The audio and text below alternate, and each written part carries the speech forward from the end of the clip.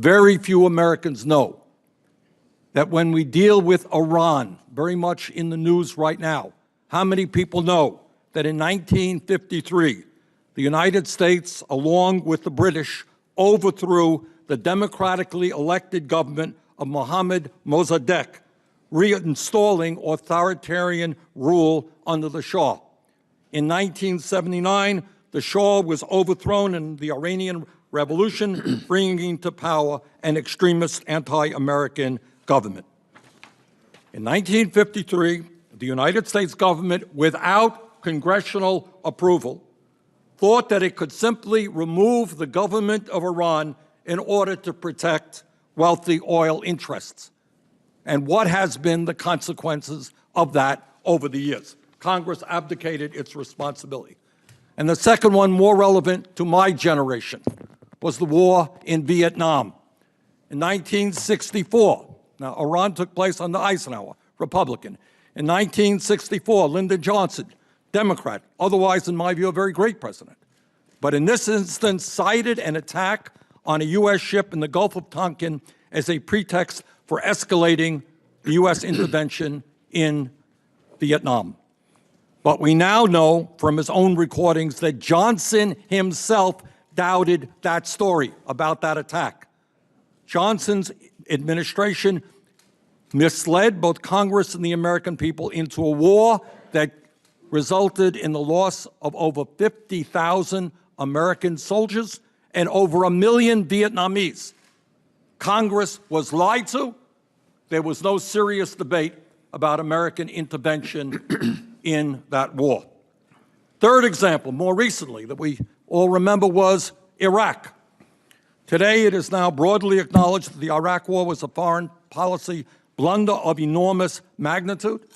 In this case, the Bush administration lied to the American people, claiming that Saddam Hussein had weapons of mass destruction.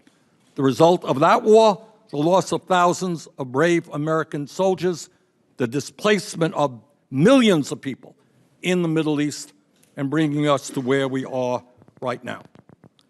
In other words, what we have seen is time and time again, disasters occur when administrations, Democrat and Republican, mislead Congress and the American people, and when Congress fails to do its constitutional job in terms of asking the hard questions of whether or not we should be in a war. And I think we need to ask that very hard question today. And here is the point that I hope the American people are asking themselves.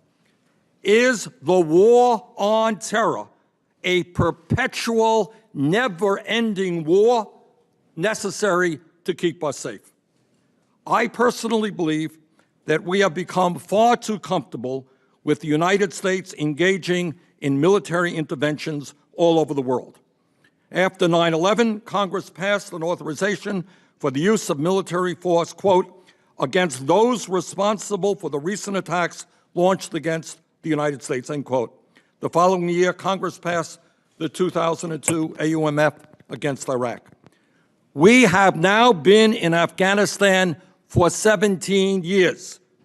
We have been in Iraq for 15 years. We are occupying a portion of Syria, and this administration has indicated that it may broaden that mission even more. We are waging a secretive drone war in at least 5 countries. Our forces right now, as we speak, are supporting a Saudi-led war in Yemen, which has killed thousands of civilians and has created the worst humanitarian crisis on the planet today.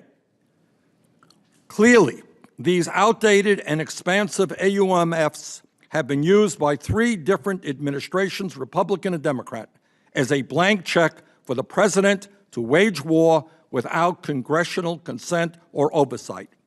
Meanwhile, we are currently, quote unquote, fighting terrorism in some 76 countries, with an estimated cost of $5.6 trillion and untold lives lost since 2001.